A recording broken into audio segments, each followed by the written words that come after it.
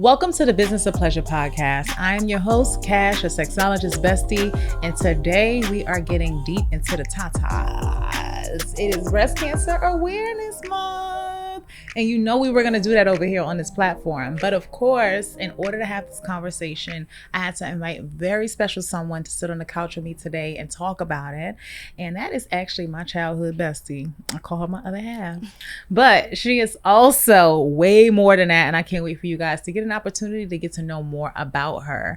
So I want to introduce you all to Jamela Mack, who is also the owner of Jhems By J. Say hey, Lay. Hi, I'm so happy to be here. Thank you for having me. Of course. Honestly, guys, I know a lot of times this is a conversation that I think comes up a lot, and I really wanted to be intentional in this conversation today. So, I mean, obviously, Lay is a friend of mine, but that's not the reason that I asked her to come here. I think she has a very interesting journey and relationship to this subject that a lot of people need to hear about, because there's so many things that people don't learn about breast cancer until they're usually much older or closer to the age of 40, when insurance companies will start paying for things. We really need to work on that as a nation. But anyway, people don't really take the conversation about breast cancer seriously until they're at the point where, you know, their doctors are referring them to get mammograms. But for you, that relationship started like completely differently. So before we go deep into that, right, because I want people to get a feel for you and just telling them about you. I know you started your business before all of that, and then it became a whole nother meaning after. So can you tell them a little bit about the business that you started? So I'm the owner of Jhems By J, and it started as a hobby actually long before it became a brand, because my daughter was allergic to everything as a child. So I started making her skincare products to moisturize her skin in a natural state. And then once I got sick, it changed the trajectory of everything. I realized that most of the things we grew up using for our bodies and our hair was full of chemicals that we knew nothing about. So I formulated some natural products to jumpstart and be the catalyst for regrowing my hair after losing it to cancer, and just to help other women in that area. I want to kind of stay there for a minute. First of all, this girl, her hair. Okay, my entire life of knowing her, which is basically since the sandbox, right? You've always been known like for having beautiful long hair, and you always took care of it well since young. You, your sister, all of you guys have really beautiful hair, and I think as Black women, that's a conversation in its own, because it's not something that I feel like growing up we saw a lot of. And I remember being young and like ignorant guys like asking, is it real? Can I touch it? Searching your head for tracks, all kind of stuff like that. So I gotta imagine that when you got to the point in your treatment, that was a big like emotional process. And I know people don't look at hair all the time as cultural, right? Or, you know, identity. Right. But can you talk about what that felt like for you? And I guess the other part of it is also talk about once it got to a point where you realize my hair is going, right? How did you adjust? How did you embrace it? You know, all of that. So you're right. Growing up, you didn't see, especially a lot of dark-skinned girls with nice hair, or as they would term it back then, good hair.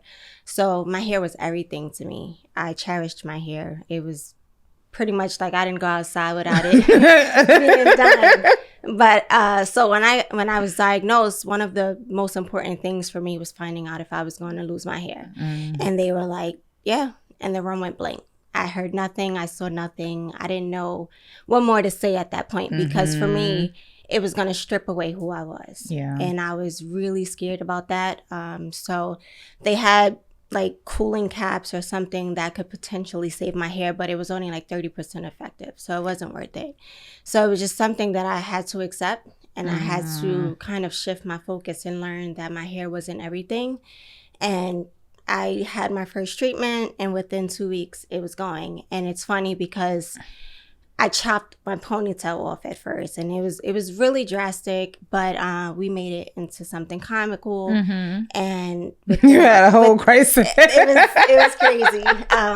But within 2 weeks of my first treatment, it was gone. And so I had to transition into wearing wigs, which wasn't my thing. It was complete foreign to me. And for me, the hardest thing was, how do I break this to my daughter? My daughter was 4 at the time, and I waited until I felt confident enough to express to her that my hair was gone. But she had the most beautiful reaction to it. I remember pulling my wig off, and she stopped and she paused and she said, "Mommy, you're beautiful." Aww. And from that moment, I realized I had nothing to be afraid of, so I just embraced it. I'm gonna have to drop a picture in line of Lay when she was sporting her first cut. I'm gonna be honest. It was a big moment even for me. Okay, not just because I'm aware of like your relationship with your hair and all that kind of stuff, but I think just as Black girls, our identity and that being a source of something we get picked on for and all that kind of stuff. So like the thought of like going bald or whatever the case is, or not having it, being so deeply rooted and attached to beauty for us is like a thing. And you know, I done big chopped a couple times. Just like saying to myself one day, I got to start over, and not staying committed to the process in the way that I should have over time. And now I'm at a different phase of that, in a different relationship with hair. So I can completely understand like how soaking that in. And the funny thing that you say Jayda is the one who brought you out of it, because I had a similar experience with my son, Kaden, who, I mean, my hair could be on top of my head looking like, I don't know what. It could look like a top of a freaking pineapple or whatever. And he'd be like, "Oh, Ma, I like your hair." And I'm like, what are you looking at? So it's so funny because I think I'm happy that we're able to not have them have those attachments to beauty like we might have had. One of the things though I did want to ask you though is kind of what prompted a check for breast cancer in the first place, because you were in your 20s when this happened. And most of the time that conversation is not something that our doctors or anything is having with us, or people don't even necessarily always know even the proper ways to check yourself. So what warranted the concern? And then what did the process look like leading up to the day that you were informed? I like to think of myself as one of the lucky ones, because my mass was visible. Prior to that, I probably never performed my own breast exam. It just was foreign to me. It was like, that's not relevant to me. I was completely naive to it. So I happened to find a mass like slightly under my collarbone. And that's what prompted me to go to the doctor. And it's funny because it's not even funny, but initially they almost brushed me off. Really? They were like, "Oh, it just feels like it might be a cyst."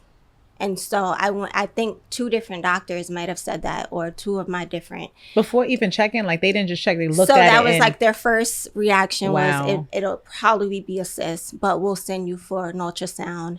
So if I remember correctly, I went for an ultrasound, and then the ultrasound turned to biopsy.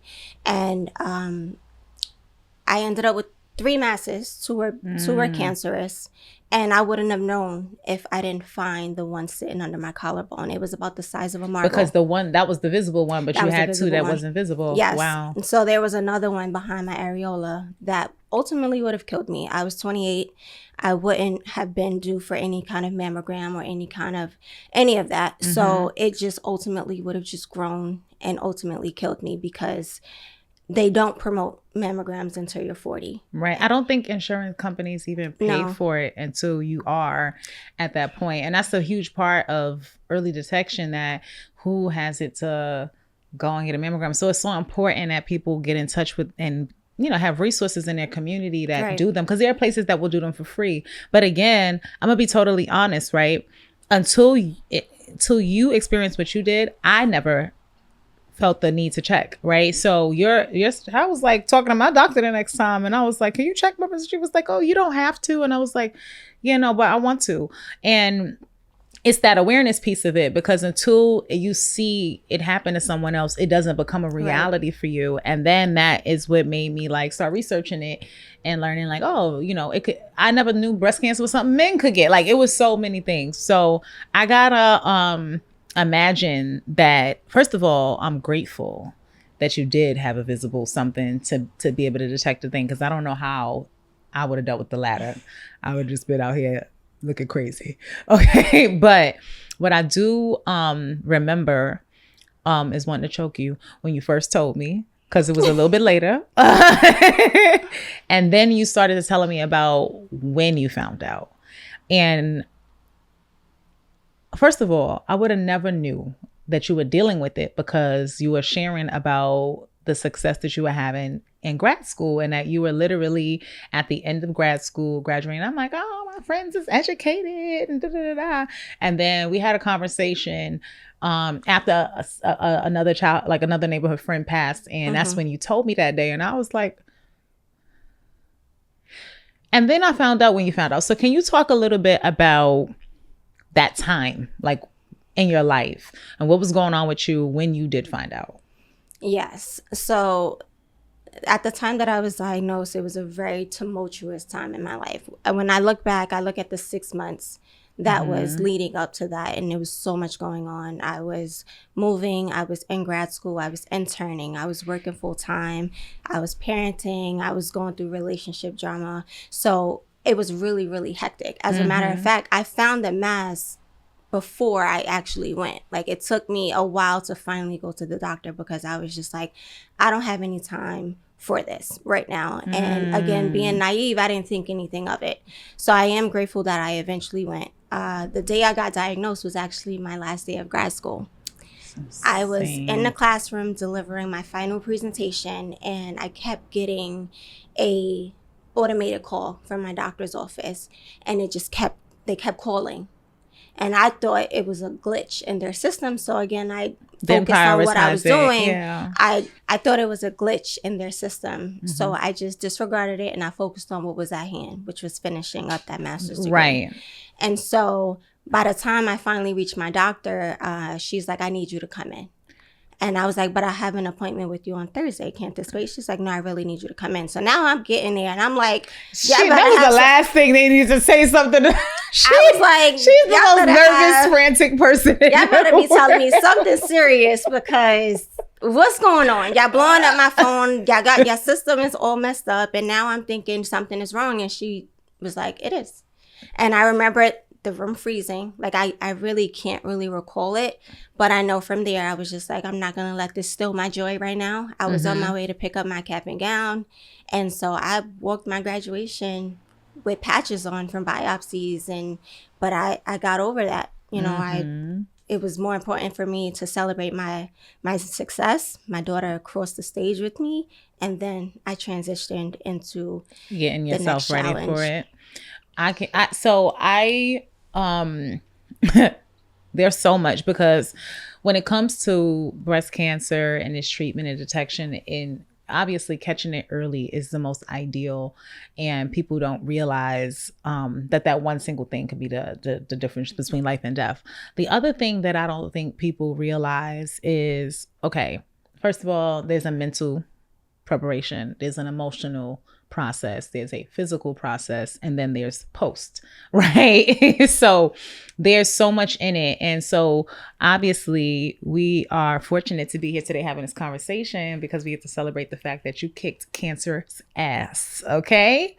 So I'm really, really, really, really, I can't even begin to express to you what that looked like. But also, after finally finishing chemo and celebrating that, you were at the point where you were starting to regrow your hair, right? And there's a process in the regrow phase. So now it comes into you having this product. And I remember first getting it and using it myself. And I was like, yeah, I'm about to grow this hair back too. Like, I gave into the creamy Creamy creamy crack. I used the relaxer so quick, and I was so disappointed in myself. But truthfully, watching you stay through the process is what inspired me to start it again. So with your hair regrowth, right, and the products that you create, can you talk about your products and what? I know that you have more than one, but can you talk about the product that you were using on your hair, or products that you were using on your hair? Because look at her, like. Go ahead, just do that. Cause period. That's all her, okay? So obviously you were able to grow back. If anything, like honestly, I think it's healthier than before. So can you speak about your product a little bit? Yeah, so I designed what I call the Flourish oil. And the Flourish oil is designed to stimulate growth, to stimulate the scalp, promote growth and retention and hair. The most beautiful thing about it is that it's completely natural. So in the process of trying to figure out how to regrow my own hair, I did research on the different oils that are best for growth. Okay. And I formulated an oil that was able to be the catalyst in growing my hair, but also safe enough to use on my daughter. And I didn't have to worry about the different ingredients that were in them. I knew how to read them. I knew how to pronounce them. And I knew exactly what I was using to support me in my journey. So I managed to grow my hair back using just my products. And it's been a amazing journey. Y'all need to make sure y'all tune in, because I mean the results are it is what it is. And personally, I had made a little deal with her that I was like, I will cut my hair off and regrow it with your product if you start pushing your business. I was like, I need you to start promoting this brand, because I think it's so important. And that's like one of the things that's real big for us, even at Bedroom Kandi. Like, we're very big on telling our consultants, make sure you know your why.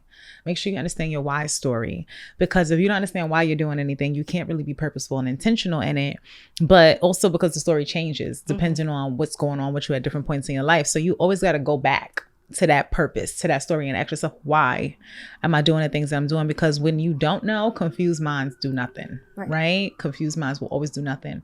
So with that being the case, I felt like you had this like beautiful why story. You have this beautiful purpose attached to it. And then you had this experience, and then you had this success with using something you created, and it's working well for both you and your daughter. So it's like, put it in a bottle, make sure it's sold, put a label on it, set it up. And so I was really happy to see you doing that.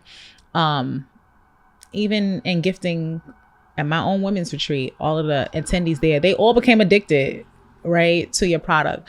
So I guess where I want to shift there, right, is that you were able to work on one challenge that cancer treatment can have and in the process of that. But there are so many things that touch on pleasure as it relates to breast cancer that I feel like a lot of people don't understand. And as a younger woman, right, at the time, and still right now, right, the last thing you want to feel like is being sick and going through this treatment is about to attack a key area of life. Okay. Hey. Which is our pleasure. Okay. All right. So there's a couple of things that I want to ask you, and then I have something I want to gift you also.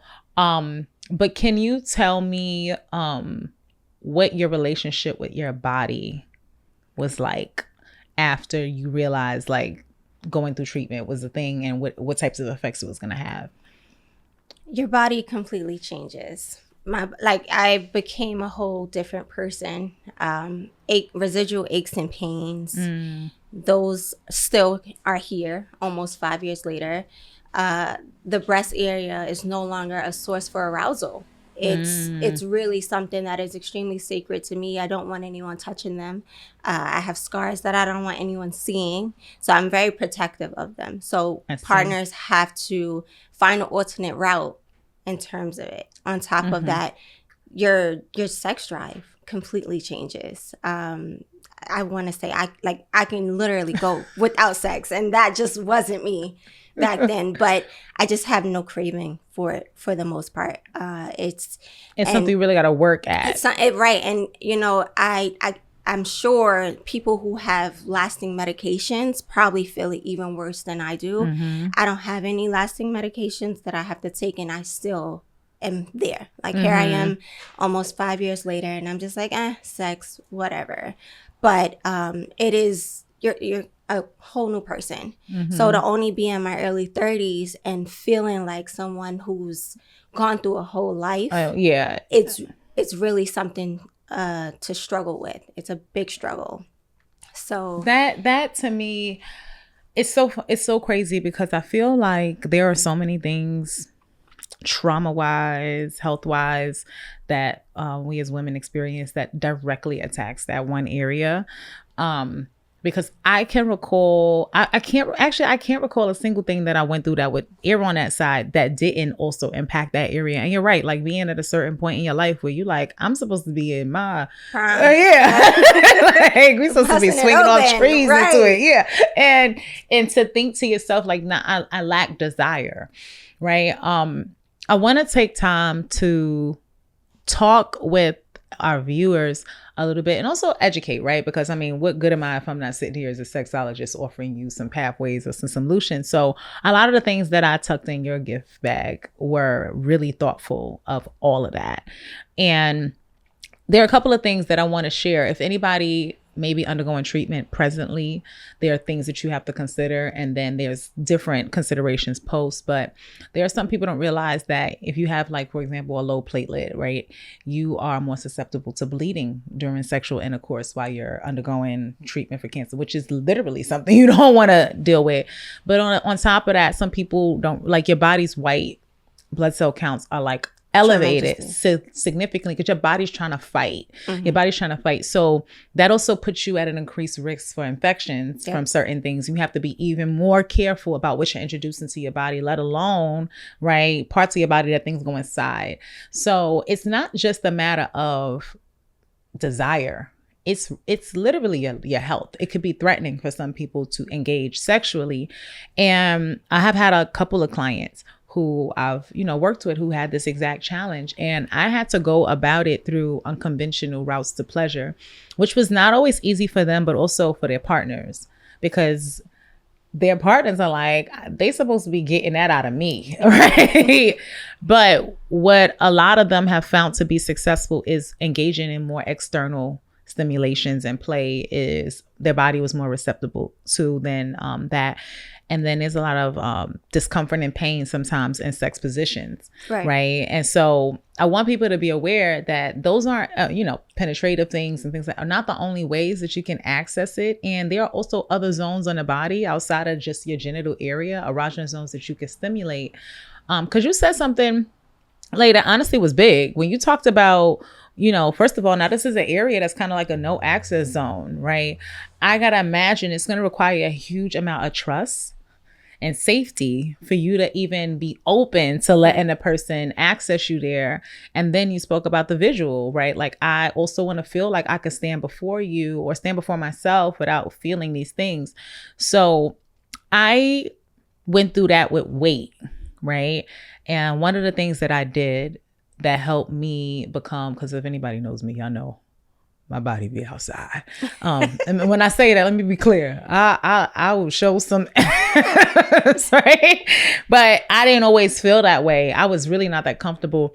Lingerie was the thing that got me to be comfortable again, because I don't know if it's just me, but ladies in the comments, y'all check in and let me know. I always had like these outfits that was like house outfits, but they're not like, you look like a slave house outfits. They're like, got a little bit of cleavage with the t-shirt, but it's also like loose in my stomach area, or like the shorts that look like, oh, I'm just chilling, but they got a little peekaboo or whatever. And I would keep stuff like that. But whenever I would engage in sex, I would not take off certain things, at least in the light. So then I started playing with lingerie because it would at least cover or mask my visual from seeing the parts that I didn't feel good about, but it's still like most of them will allow access to the parts of the body you still, want people to get to. So I'm sharing that because it could be something, and it got me into my affliction with dressing up with different things and getting like different personalities out of what I'm putting on. I got to send you another gift because I ain't think about that. So now we got to add to her bag later. Okay. We got to send her a body stocking or something. But, aside from that, I want to talk about both the reintroduction of, if you've been not having sex for a long time, that shit hurt. I think I went like, so right after I finished chemo, we went into 2020 and COVID hit. Exactly. So you had your surgery. Right. I had both of my surgeries. I had a double mastectomy right before COVID hit, and then reconstruction during COVID. So I was isolated for all of 2020 because my immune system was still compromised. So I didn't let anyone go near me. So at least for a year post-treatment, post-surgery, there was nothing touching. So the reintroduction was really tough. It was it's really tough psychologically, because now you feel like you're starting over. Like now you feel like, oh wow, am I a virgin again? You know, physically it feels like that, but also there's this trust factor. Now you want your sex to be meaningful. Not to say that I was just engaging in reckless, meaningless sex. But you wanted that person you really wanted to be I have caring to for really, that body. really care for you and want something with you, and for you to be able to touch me. And it's hard enough to find that. Oh, the dating pool sucks. It's like a septic tank out there for a lot of people. So, so that's hard, because like you're trying to establish meaningful connection and all of the stuff that come along with that before you even want to allow a person access. But in the meantime, the clock is still ticking. It's not really slowing down. So there is something I wanted to bring. I actually have two of them out, but I'm going to pull this out because I do want people to know, like, I hate to have these conversations or watch these conversations and people don't leave with answers or solutions, or at least an idea of where they could get started. And one of the things we have, which, let me give you a bag. Thank you. It got a little weight to it. We put a little bit of stuff in there. But one of the items that's in there is this dilator set. Right. And one thing that we're really big on with our company is not just inclusivity, but reflections of certain communities and causes. We don't necessarily always have to say it, but we want you to be able to look at a product and know what it signifies. So I have two of them out here, and I'm opening this way. The other two, don't you dare. Other two just slip right back in there. This is what you use to travel with it and store it. But if you look at the set, you'll notice that the top part of the ring features the breast cancer awareness ribbon at the top. So this way, you know that this was a product that was designed specifically with individuals who are going through this in mind, right? Or trying to get past what they went through. But all right, I'll put the big boy back. Hold on. It's basically a system. You know, I was just drawn to this one, right? Like, but really, it's a system designed to help reintroduce the body. It's not just something that can be used for breast cancer if you have vaginismus, which is something that involuntary contractions of the pelvic floor, if you had a hysterectomy, different things that, you know, tilted uterus, certain sex could be painful.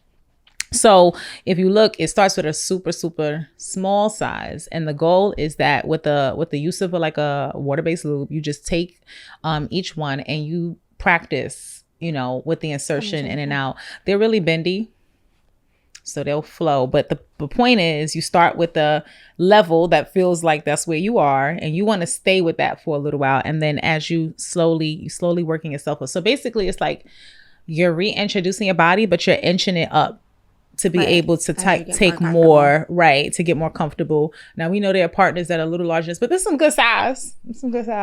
You know, put it next to my head, you get a good comparison. You know, but you know, the point is that if you work your way up to this, you're really just training your body and your pelvic floor to be reaccustomed to it. But I also tell people, if you're ever interested in playing around in the back door, okay, just gonna put that back because y'all know what I'm saying. If you're picking up what I'm putting down, drop a comment and let me know. But yeah, so this is one of the things that I wanted to gift you, just because I know, one, obviously you are involved now, but the bottom line is you still on your own time. I always tell people, when you're using a dilator system, do different angles, different positions, put your body up this way, that way, because you know how it feels different based on what, and it could be quite pleasurable as well. So that's one of the things. But before I go over here, you got a lot of stuff in your bag, and I would love if you would open it up and I can tell you about what you're seeing as you're pulling them out. Okay, so that's the dilator set. Yes. Yeah, we're gonna put a little staple in there. That is our Candy Kisses lipstick vibe. And the reason why I pick Candy Kisses, obviously it's external, it's discreet. I know you got a baby girl at home, and if she's about this much as nosy as mine, then you want to make sure that if she does stumble on something, it's like, you know, but that could fit in your makeup bag easily, and it is rechargeable and fully waterproof. But that could be a good partner play item, and it's not intimidating. A lot of times when you are, you know, bringing toys, it can't look like something that may make them be like. So that's one of the things that I got you. Also, it has a good range in vibration. 7 patterns. 7. Yeah, 7 settings. So you could play around with that and you can get familiar with it. Okay. But we didn't just send you off one way. We got more up in there. Okay. This one is Get in Touch. Very intentional in the words. Get in touch, right? Because it's designed to be a finger attachment that you can use to get in touch with your body. And if you notice the point of it, right, you might not yet be comfortable with your partner touching you there. But with this attached, you might feel comfortable stimulating it. It is a vibration to it. And it has 20, I think, how many settings? 20 settings. Yeah. So 20 different touches up in there. So with that one, that allows you, I always say to anybody, use a little bit of lube because it just makes stuff feel more like a mouth against your body. But you can use that to touch pretty much anywhere, right? Not just there, yourself here, or your partner can attach it. And they can touch wherever you feel comfortable. And it's kind of like a good like exploration vibe. But also, if you look at the design, you see it got a little curve. Mm-hmm. So I will say that like under the balls, got a little something you can do with that. So Get in Touch is I call it the finger vibe. But I thought that would be something really good. It's one of the products I always recommend to my people who are like not just beginners at toys, but because really I be getting in touch. So, and I'm not a beginner. But what I like about it is that it allows you to experience physical touch in a way that doesn't involve hands or directly in contact with the body, which psychologically, right, your body will not process the same. Right. So like the feeling of a hand will make you sometimes this, but like a vibration is tend to be soothing. It tends to be more relaxing, and you could kind of detach it. So my recommendation would be when you feel like that's something you want to venture into and you want your partner to potentially maybe start there. And if you're comfortable with that layer in between, right, then it might make you feel, better. So that's one thing that's in there. But we don't just do pleasure, okay? Because there's some products I have up here, but I'm very big on care. So I'm sure you're very aware of the positive effects of CBD that is out there. Right. Those are 2 CBD massage candles. Right. They smell like lavender. So it's really decompressing. Relaxing. Yeah. And obviously couples friendly because you can burn it and the oil from the candle will turn, as it melts, it will turn into oil. I could pour this. You can pour it directly on. Yeah. That one is probably, I love the massage candles because they don't heat higher than your body temperature. Okay. So it can't burn. And you'll see that no matter what, it maintains that temperature. But whatever you don't use, it just re-solidifies until you burn it again. All right now, baby. So you better get them heads ready to work. Telling him about some What? So yeah, y'all can use it on each other, but the CBD in it is designed to help with pain and discomfort and relaxation. So it's also good for like just an anxiety type of thing. I have burned those before coming out of the bathtub on my own and just used it because the CBD and the lavender lends to that whole exactly. So that's my thing right there. You also, y'all see on a business pleasure, we've been giving out some good stuff. So what you're seeing in there, I have right here to make it easy. So you don't have to open your new jar, but we just actually launched a new skincare collection. Okay. And it's under our candy coated side of the brand, which is more our kid friendly side, where we like have more of the cosmetics and the body products. And like when you go over there, you don't see branding that's sex positive stuff. But this one right here is the age renewal face scrub. It has a turmeric in it as well, all natural ingredient. Okay. And just so you guys know, this product was developed by one of our consultants. Our entire skincare collection and a few of our soap bars and our feminine wash was designed. She's a chemist. And so she had been with the company for a long time, and she simulated her husband had skin conditions. So she started making his products. Yeah. So she makes our pure charcoal activated soap bar. She makes our balance soap bar and our fresh. So we're really big on entrepreneurship, as you can see, because we saw she had this great product and then ended up forming a relationship where now all of our consultants nationwide sell her brand. That's amazing. So big shout out to Angela Solomon, our creator. Now this right here, I might have on makeup right now. I'm gonna have to drop a video so y'all can see. Be having my skin. Okay now. First of all, the first time I used the skincare products on my boyfriend, I don't like how his attitude shifted. He was walking around going, like checking himself too much and really But this one you can use, I would say, she shared that this is something you want to use like every other day, not every single day, because the turmeric and all that stuff is, but yeah, it'll be good for keeping your tone even. You can smell it though. Hold on. Yes, please. You can see my finger was in that jar. You know this is testimony. I don't be lying. Ooh, I really smells amazing. Really, really using this stuff. Right? It smells amazing. That is that. And it's like a just so you guys know, it's like a very refined scrub. So it's cane sugar that she uses in it, which really means that as you're massaging it in, it starts to exfoliate and melt away. So you don't end up like it melts so I usually rub it until I don't feel the grains anymore, and then rinse it in. But look, I'm just touching the jar, but look at my hand. It's on my hand. It's very like the moisture and all that stuff. I don't know if y'all can see that, but like that baby, you can see the light. Mm-hmm. That's the moisture in that product, but it won't feel greasy. And that's what I like. This one is the face wash, the foaming face cleanser. And they're all age renewal products. So you have that in there also. And these are my two favorites of the new collection. I ain't gonna lie. These two little jars right here. So this one right here is the sea moss serum. Right? And everybody, if you haven't researched sea moss and the positive benefits of that, you really need to. It's good for ingestion, but also topically on your skin. This serum, the order that you would want to go and do this in, hit your wash, hit your scrub, rinse. While your face is still wet, don't dry it. That's when you would put the serum, because the sea moss and everything in serum absorbs to your skin better while it's drying with the moisture. And then the last one is this face and neck oil. When I tell y'all, it's in my bag right now. Like I walk with this oil. I want you to open it, and just because I know you into these ingredients stuff. So I want you to play it. I want to smell it. So it's simple. Amazing.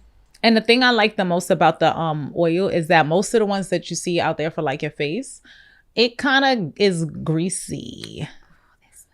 But it gives the good shine, if that makes sense, but it's not greasy. No, it's very gentle. So it will feel very lightweight on your skin. So you have that in there, and I feel like I threw some other couple little trinkets in there. I feel like I'm losing my mind. It's a very important product that I happen to be wearing. Yes. Which is our lipstick. So I wasn't gonna just sit it up here and have you staring at it. You have a BK. This is called our BK Blessing lipstick, right? And it comes in 2 colors. And this one, there's a Be a Blessing one, but if you roll it up, it is pink, obviously intentional again, breast cancer awareness. And if you look at the tubing on this one, you see the symbol also on it. So this is another one. And actually during Breast Cancer Awareness Month, Bedroom Kandi is very big on purpose-driven things. So we always look to give back, and we donate percentages of product sales that are branded in this area back to organizations who do a lot of work in it. So you have your BK Blessing lipstick up in there. And then I think I threw some lube in. We need that. What you got in there? Let's see. Some other stuff up in there. No. I think that's it. Okay, so we're gonna make sure we get you. I'm digging my bag, so I always got an extra. But yeah, so I'll be saying stuff and then I'll be able to remember. But yes, and obviously the bag is reusable. You can also where the use the pleasure activism bag. So those are all things that are designed to take care of you from the pleasure side, but also the wellness and the care side. And I thought that you would appreciate that. Shout out to Rita, who is our gift giving person. We talked on the phone. I was like, I feel like this, and this, and this, and that. And we both went in there and mixed our minds, and we was able to come up with some stuff we really thought were perfect for you. This is incredible. I hope you really I am enjoy. so excited to try them. Please do. And the good thing about the face stuff is safe enough for your child. We use all vegan. It's all vegan product, all natural ingredients. And one of the policies at Bedroom Kandi when it comes to like our products with our skin and things like that is if it doesn't need to be in the product, it won't be in the product. Like, bottom line. I love it. That's the thing. She be in everything. And that's exactly what you end up. But then you know what? I feel like it's a good thing. And that kind of goes where I wanted to go quick. This part of the conversation, we spent a little bit of time with the education around it, but I feel like another really significant part of your story, which I'm happy because I feel like I've seen you and your daughter in, like you said, you crossed the stage with her. You guys will see a clip. We're going to drop it in where Jamela got the opportunity to go on Jennifer Hudson Show. Also, yes. And talk about her story. What was that, 3 years mark post? Yes. Was it? I was celebrating 3 years. Yeah. So, first of all, that was dope. But I love that she's a part of every part of the story. Like, every part. and I don't think that folks realize that even though when you're going through this stuff, there's the other part of like, how do you communicate about this stuff with your kids? Even like in my realm, sex and all those type of things. I got 2 growing boys who... Right. You know, one of them very much so knows he has a penis and he is very in tune with said penis. Mm-hmm. And even being on the autism spectrum, it did not stop him from going through certain things with his body. The same thing, but when I was pregnant, for example, it was like my body went through everything. Mm-hmm. And I still had to find a way to try to get my child to understand mommy's body is going through some stuff right now, right? You said Jayda was 4. Yes. I gotta imagine coming home from treatment, her 4-year-old energy was still on 10. Yeah. On 10. One of the last things I wanted to ask you before we went into the segment Money Making Monday is how did you find the courage, the strength to talk to your daughter about it, and what do you think it's done for your relationship today?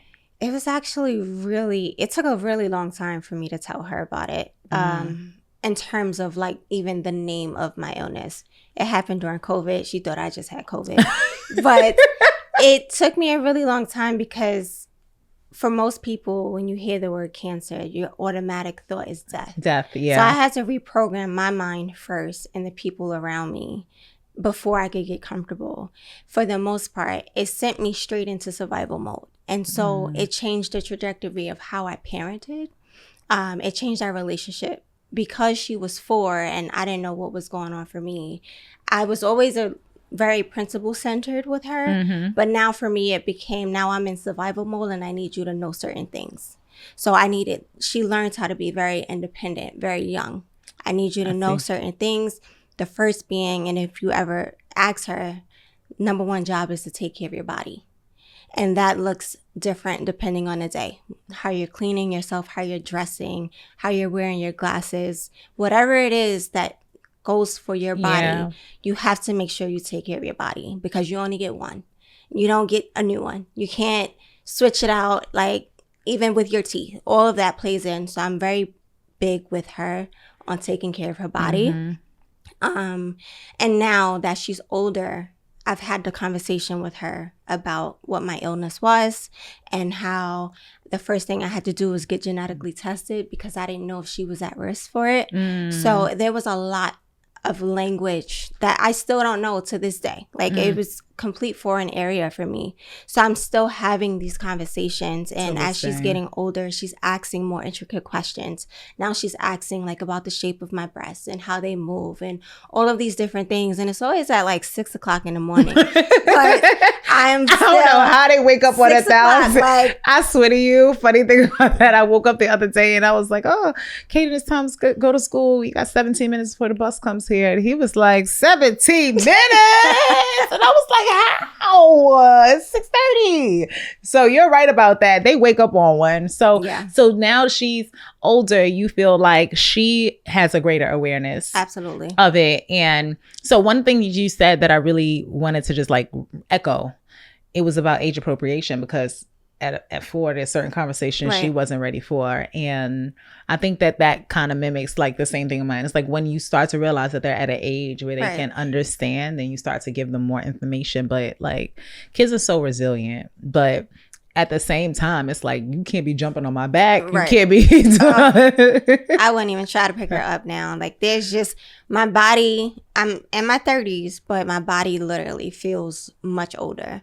So there are so many different things that I can't do. I was out here jumping double dutch with her this summer and messed both knees up. And I'm just like, all right, Jamela, you have to take it easy. But I have been able to, it was a perfect bridge to introducing her to how she's supposed to care for her body and the importance of those checkups and advocating for yourself and asking the questions that no one wants to ask. You know, we grow up being taught to just listen to what the doctor said.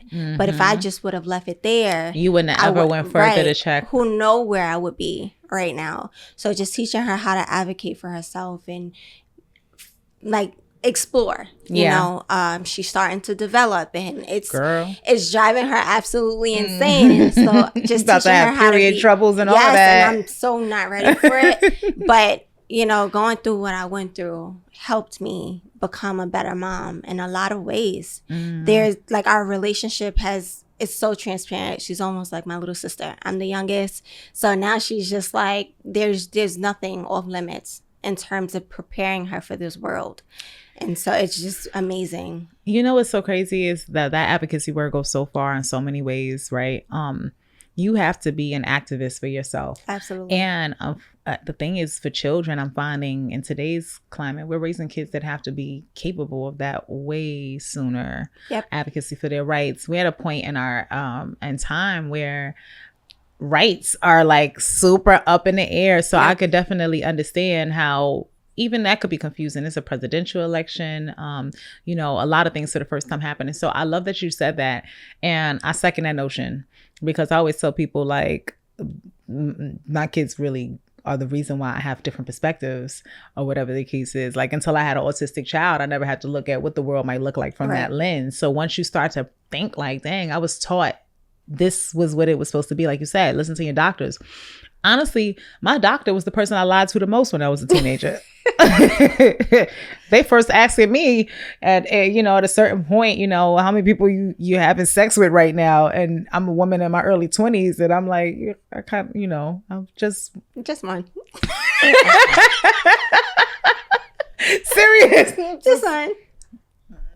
And a half, like, you know, but because at that point you got to realize that and I think it's important for anybody who's listening who might be in the medical field, because let's keep it real, right?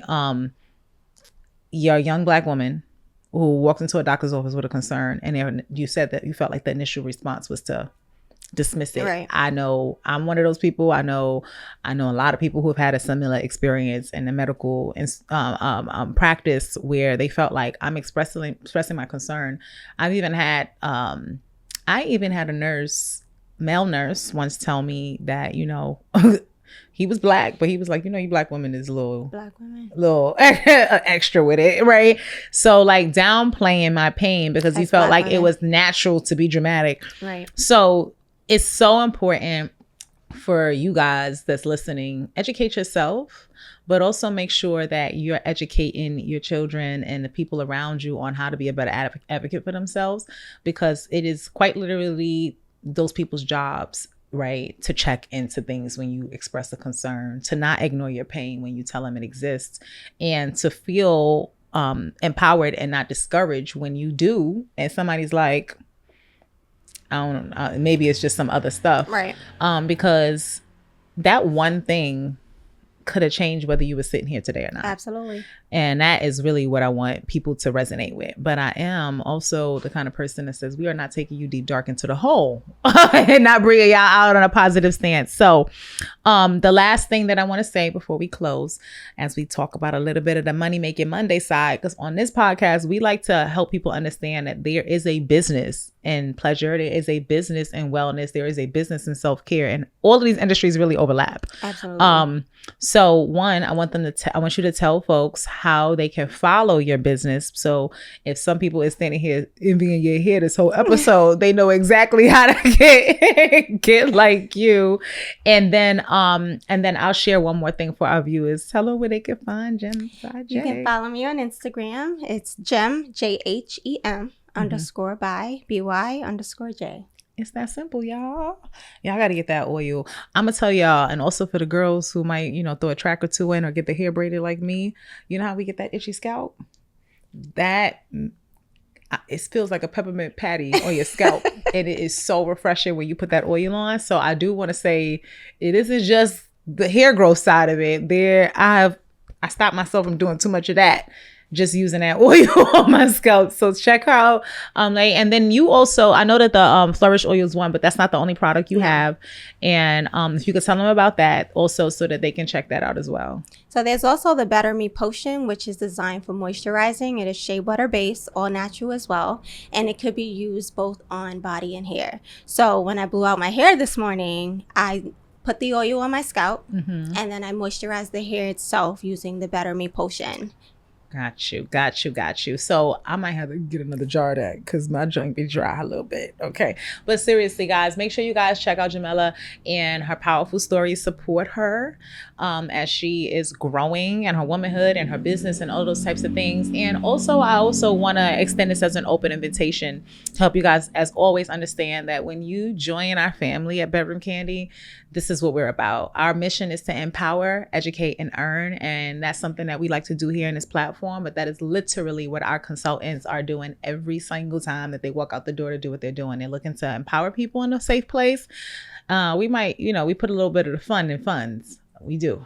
Okay. But it's important that people feel like they have fun, safe environments to learn about these things.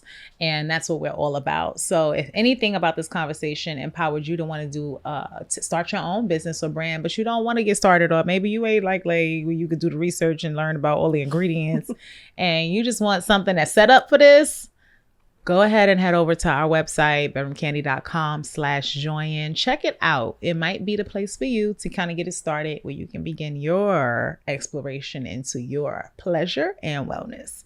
I want to thank you, ladies, for coming and chilling with me today. This was really like super impactful conversation. And even being your friend, I learned a lot today. And we didn't cry. We made it. Period. And on that note, before we do, catch you guys again next week. Can you tell everyone what you're celebrating? I'm here today. Excuse me, my voice is going to be shaky, but I'm here today celebrating 3 years cancer-free. Here at Bedroom Kandi, we understand how important it is for you guys to hear stories from people like Jamela. And we also understand how important it is for you to truly be in tune with your body and to always be an advocate for yourself. We have a mission to empower and educate, and this week's pioneer of pleasure, Jamela, taught us how important it is to be in tune with our body and to never second guess or question yourself. Throughout our company and through the power of the amazing consultants we have across the nation, we empower others to educate and learn about themselves too. But Jamela's story also taught us that even your most challenging circumstances creates opportunities. We congratulate you on the start of your business, Jamela. You guys make sure you go and check her out too. Thank you for trusting us with your story here on the Business of Pleasure podcast.